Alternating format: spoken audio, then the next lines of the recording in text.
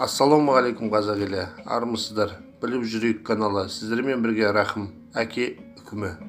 Махамбет ақын өлерінен 2 күн бұрын айналасындағыларға өзінің жан шошынарлық түс көргенін, түсінде мойнынан өз басы домалап бара жатқан қасындағы достарына әңгімелеп беріпті.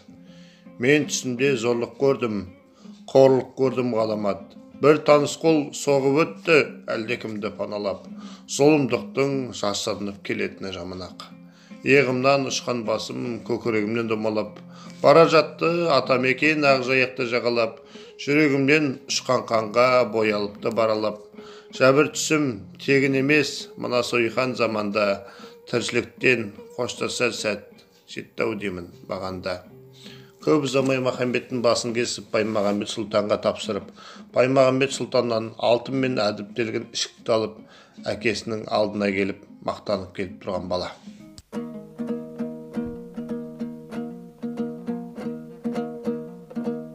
Сонбал жігіт кіріп келді ентелеп, кірген бойда әкеде толы еркелеп, жүруші едің маған ылғи өкпелі, киюші едің мал болмайсың деп мені.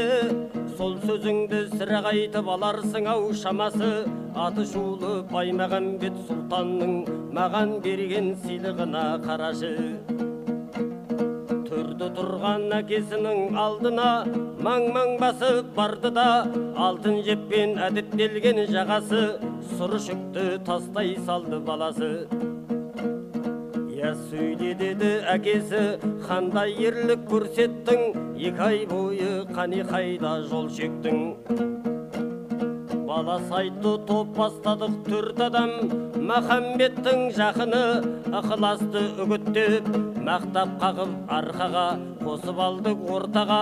Бұл түгелдей мұнылыңның ақылы, еркін жетер әңгіме ол бір таңға. Қапысызда қармақ салып, Махамбетті алдап соғып, басын кесіп сыйға тарттық сұлтанға.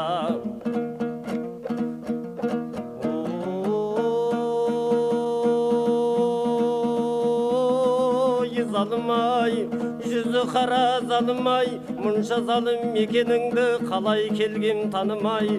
Бұдан өткен зор қасірет болар ма, бұдан өткен зор қасірет болар ма, деп әкесі жас үйірді жанарға.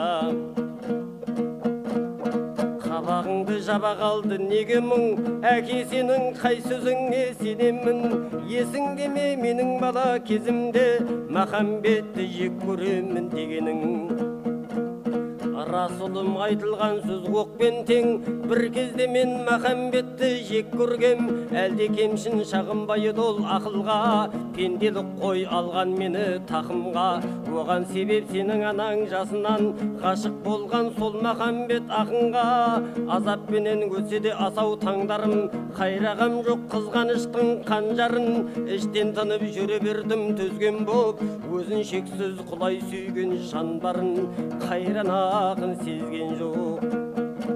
Анаң марқұм ол дегенде от жалынын көзінен, тамсанатын ақ бір бақыт табар даяр сөзінен, көрге бірге ала кетті өзімен.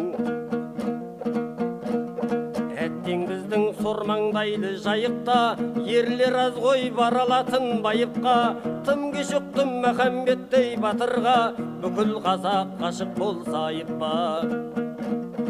Құдіретті шындығынан танбаған, парасатын ізгілікке жалғаған, ақын деген киел аққу самғаған, ал ендеше аққудатқан пендені қая таңнан көріп едің оңбаған. Бұл салада сен бірінші адамсың, адам емес ең бірінші надансың. Ел дәстүрін, ер дәстүрін қорлаған, нақ мынадай қасиетсіз оқиға бұрын қазақ топырағында болмаған. Қандай қиын кезеңде де туған ел, ақындарын жанын салып қорғаған.